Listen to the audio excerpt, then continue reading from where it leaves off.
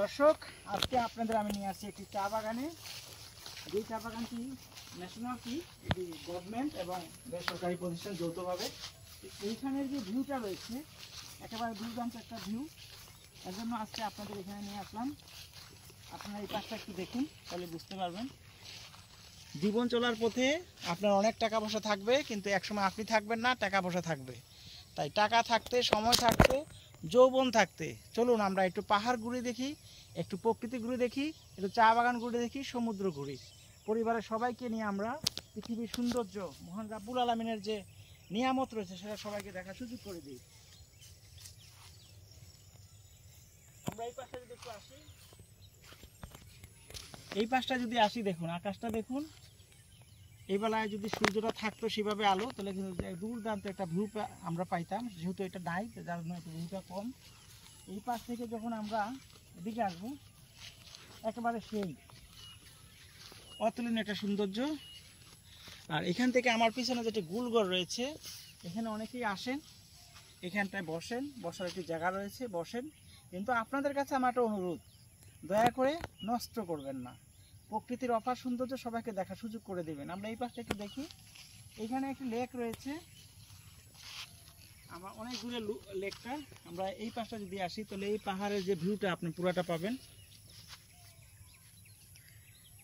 দুর্দান্ত একটি জায়গা, আপনি আসতে পারো না এসে, এখানে গাড়ি আসে। আর জায়গাটা সত্যি অসাধারণ। মৌলভীবাজার জেলার কমলগঞ্জ উপজেলায় এই জায়গাটি রয়েছে। আপনারা খুঁজে নেবেন। বিস্তারিত জানতে আপনারা হ্যালো শ্রীমঙ্গল পেজ, ইউটিউব অথবা টিকটক চ্যানেলে আপনারা নক করুন। তাই আপনাদের কাছ থেকে বিদায় নেওয়ার আগে আপনাদের আমরা বলবো যে আসুন, সবাইকে বলবো পৃথিবীর সৌন্দর্য ঘুরবে, উপভোগ করব, অন্যকে দেখার সুযোগ করে দিব। এবং প্রকৃতির জন্য আমরা যেমন ঘুরতে আসি, প্রকৃতির জন্য আপনার প্রেমিক হতে হবে, যাতে কেউ টিস্যু, দেখুন এই জায়গায় কেউ আসে না, যার জন্য টিস্যু নেই, কোনো কিছু নেই, যা আছে সম্পূর্ণ একেবারে প্রকৃতির। তাই চলুন এনজয় করি এবং প্রকৃতির সৌন্দর্য উপভোগ করি। আর এই দৃশ্য দেখে আপনাদের কাছ থেকে আজকের মতো বিদায় নিচ্ছি।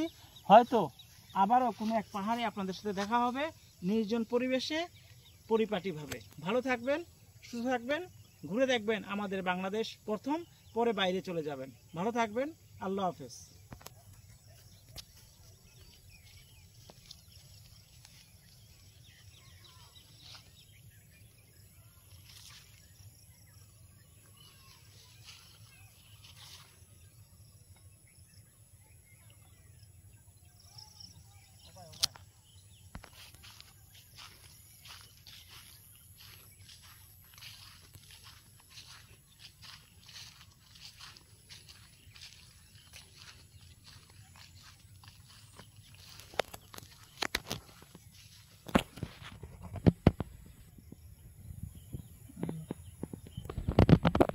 এইসব